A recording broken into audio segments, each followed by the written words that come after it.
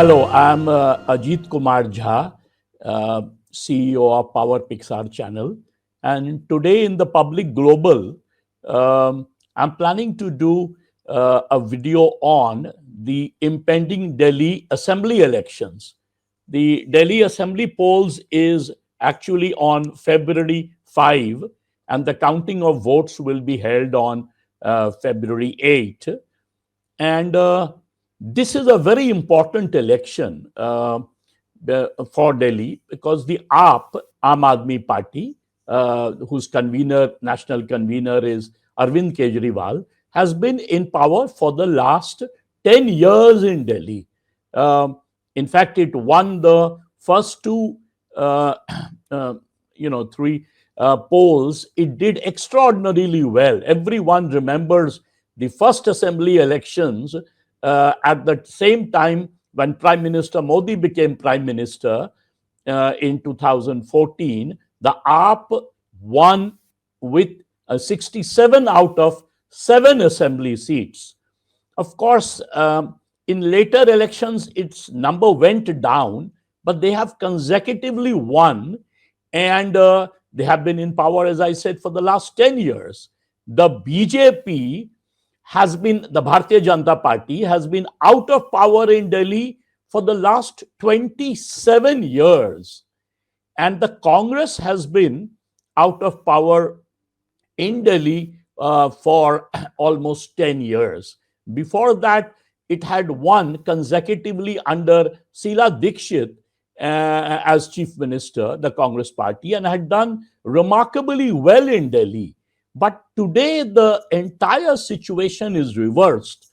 The AAP is the ruling party, which is fighting a fierce anti incumbency, and yet seems the most prepared in these elections in many ways. If you remember, in September, the chief minister uh, uh, of Delhi had changed from Arvind Kejriwal to Atishi. And the reason was that the entire central leadership of AAP were inside jail, and so was Arvind Kejriwal. In fact, he was arrested initially. There were several summons to him by the Enforcement Directorate in that liquor scam, and almost, I think, 8 or 9 summons, and then he was finally arrested. So that was the low point of AAP, and everyone thought that AAP is out of Delhi now. But situations have changed again.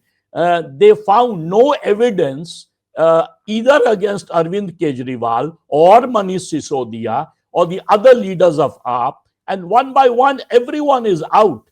And what we have seen, although Atishi continues as chief minister, but Arvind Kejriwal and Manish Sisodia have done a sort of massive campaign in Delhi, almost like Rahul Gandhi's Padyatra.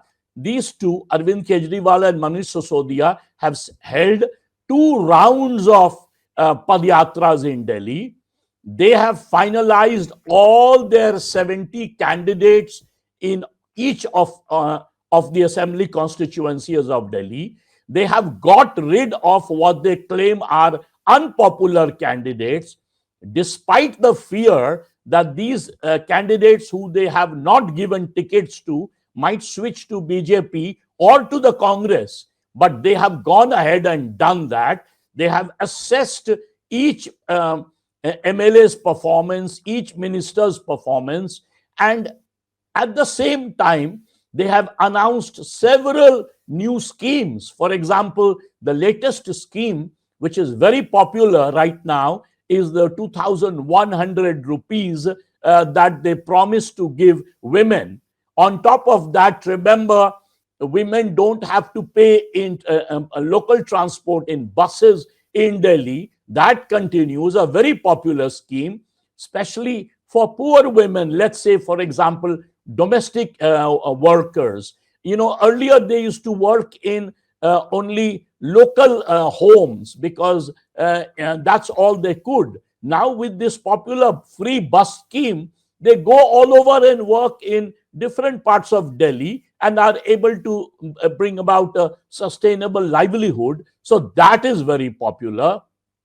At the same time, AAP has gone ahead and even announced that they will pay salaries, I think more than 2,000 rupees, to all the pujaris of the mandirs, and also in the so-called gurudwaras, the pujaris over there, the priests in the gurudwaras. Now, that is a scheme which one would have expected the BJP to do, but AAP has already announced it, and the Rashtra Swayamsevak leadership, RSS, has taken note of it, and they have asked BJP to put that in their manifesto. Now, the thing is, and AAP has the first mover advantage there. So they have done a remarkably, a wonderful job when it comes to campaign. And at the same time, they continue with their free water scheme, the other schemes that are very popular among the poor. It's focus on education, which Atishi, I think she is the main person who delivered it, the transformation of public schools in Delhi, which is a remarkable job. I mean, I remember when I used to live in Gurgaon, my driver, for example, told me that he wanted to move to Delhi, and I said, what is the main reason? And he said the main reason is because in Gurgaon, the private schools are not functioning very well, whereas the public schools, the government schools in Delhi are really transformative. So this picture about education, and by the way, if you look at the budget that the AAP allocated to education, it was 25% of the budget. This is an unprecedented move. Manish Sisodiya was at that time the education minister. This was unprecedented in the history of India. No other political party in India had devoted 25% of its budget to education. And the kind of focus they have put on, training of teachers in these schools and things of that sort. Also, their health schemes, the primary health schemes is very popular. The mohalla clinics, as they call them, they are much better structured today. Of course, that doesn't mean that the AAP should not do more, especially, for example, on traffic. I mean, traffic is a nightmare in Delhi. Similarly, the environmental pollution. There are several other issues, the cleaning of the city, all that still remains to be done. But they are very popular among the poorer people. Especially if you travel by three-wheelers, you talk to any of them, they are very popular among even the Purvanchaliya population that comes from Uttar Pradesh, Bihar, and Jharkhand and other states, because they have done work for them. Now, contrast that with the BJP's campaign. The BJP, as I pointed out, has been out of power in the last 27 years.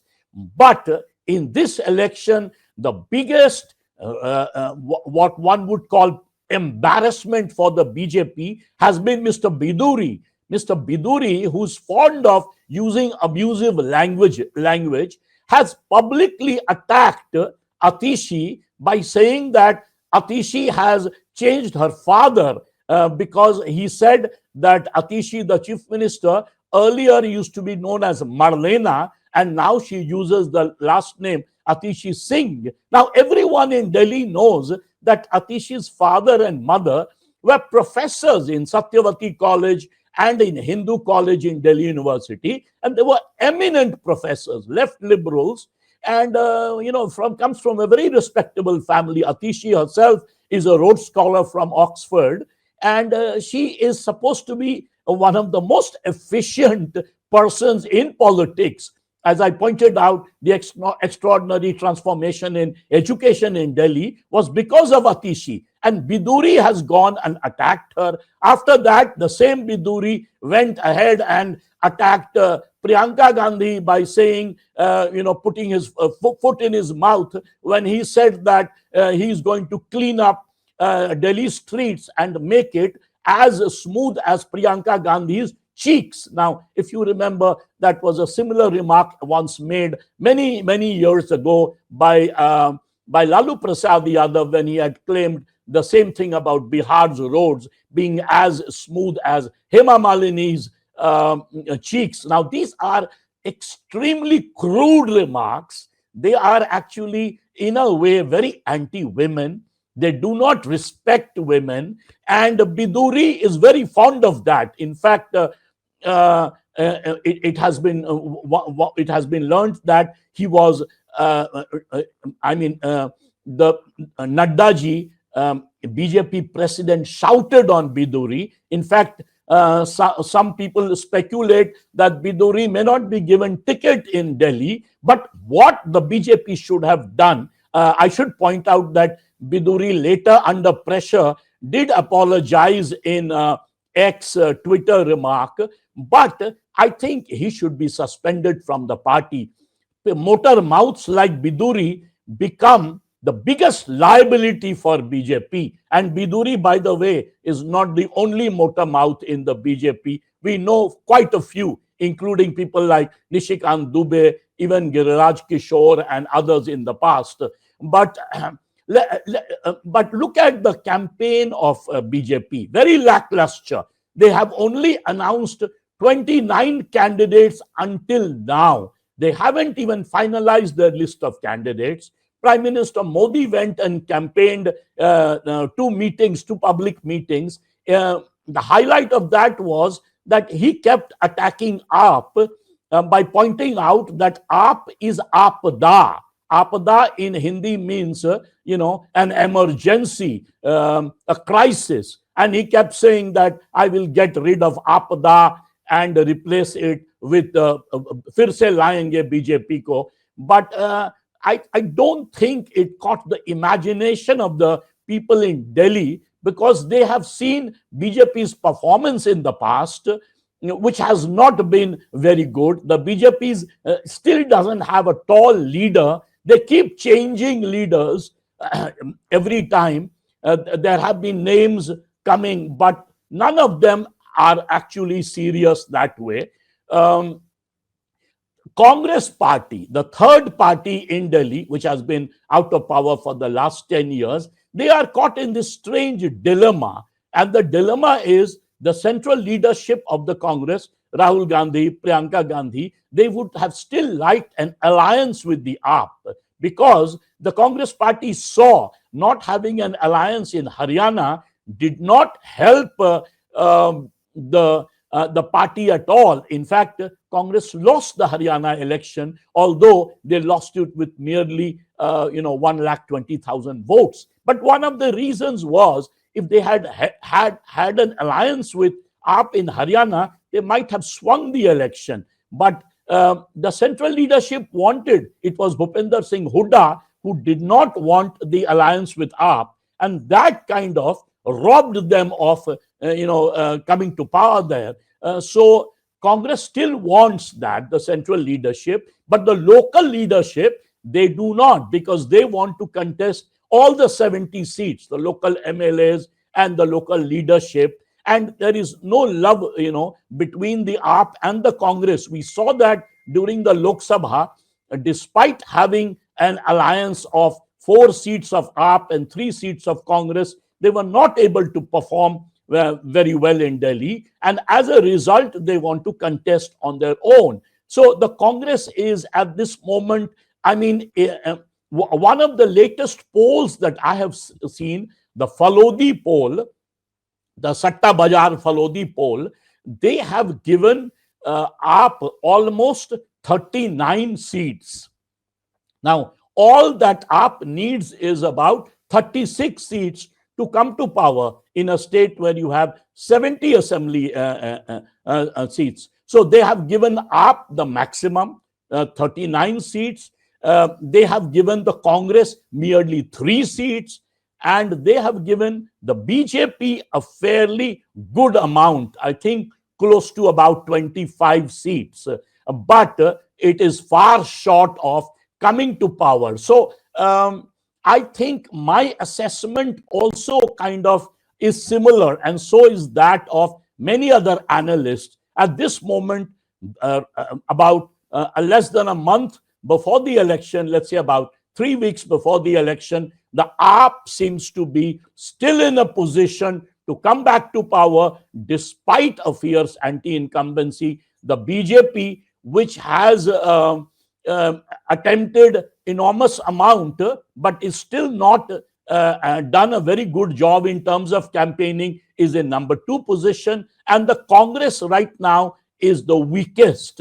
If there are friendly fights between the Congress and AAP, without and sort of openly they might contest, but if there are friendly fights, the Congress might be able to swing some more seats. But otherwise, this is going to continue. Now, the big question that will remain: will it be Arvind Kejriwal as chief minister, or will it be Atishi as chief minister if the AAP wins? That is a story for another day. Let me end here by saying that despite a fierce anti-incumbency, why is it that AAP is still popular? I pointed out the welfare schemes, but one main reason the AAP is so strong even today was the big mistake in arresting Arvind Kejriwal. We saw what happened when the Jharkhand chief minister was arrested by the ED, and Hemant Soren won massively in Jharkhand in the recent assembly election. I think it's a similar thing. By arresting Arvind Kejriwal, the ED ensured that the sympathy factor has gone in favor of AAP. Please do subscribe to this channel. Thank you very much. And I will make more videos on Delhi Assembly election as we go closer to February 5. Thank you.